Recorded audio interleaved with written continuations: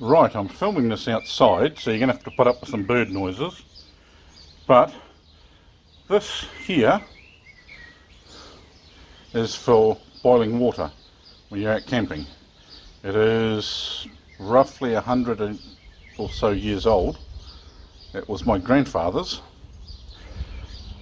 It was made for him.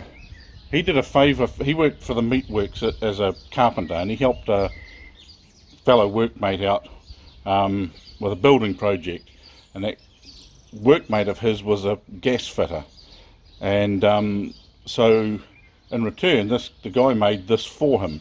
It's completely made out of copper except for the base. If I can get this to work, you've got a chimney, water goes in and out of there, and that to allow steam out when it boils. Now, look at the bottom, you may see it's tapered on the inside to allow the heat to build up quite quickly. Normally, it's got the stand, which it sits on these little prongs here, and there's this big tray in the bottom which you can use if you want to, but I've got this little tin because it's just, that's all you really need. But you could actually put firewood and stuff in the bottom of there. But the normal way of doing it is you put sand or something like that in here, put in your fuel, which can be any combustible fuel, from even normally you would use white spirits or methylated spirits, something like that, but you could use petrol, kerosene, whatever will burn. Fill it up with water, which, yeah, the spout's makes it a little bit tricky filling it up with water, but normally you'd just be sticking it in the river anyway. Stick it on there. It's got a nice solid base. Its base is quite heavy. I don't know quite why it's got a base like that, but it does catch any water that may spill over the edge, and sparks and bits of burnt ash and stuff like that. And yeah, it's quite a unique little thing. I've seen a modern version of this.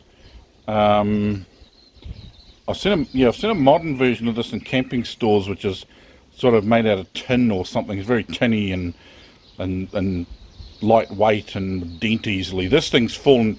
The spout, as you can see, has got a bit of a dent here, because it fell down. I think that spout normally used to stick out just a little bit further. It fell down and bumped, and there's a dent down here somewhere.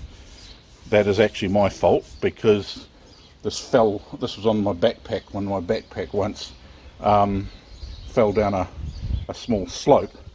But the thing's copper and it's solid. It's not exactly what I'd call lightweight. It's not that heavy, but it's not exactly lightweight. But yeah, and it's about 100 years old, probably 2021 now. Yeah, I think it's probably made about 1910, 1920, somewhere around there, probably close to the 1920, which puts it at about 100 years old. And it still works, and if you're really desperate, because of the shape underneath, you can actually put a candle in there, an ordinary household candle, and before, I don't know, before 4 centimeters of candle have burnt down, the thing will be boiling. It'll probably only take about, it's been a while since I've tested it, but probably take about 2-3 centimeters of a burning candle, and that's enough heat to heat the water in here. Yeah, so it's a nifty little gizmo. Yeah, it takes up a bit of room if you strap it to a backpack or something or other, but if you're in a car or something or other and you've got it in the boot to pull over and make a cup of tea, all you need is a bit of dry fuel or a little bit of sand in the tin with some fuel in it, and you're right.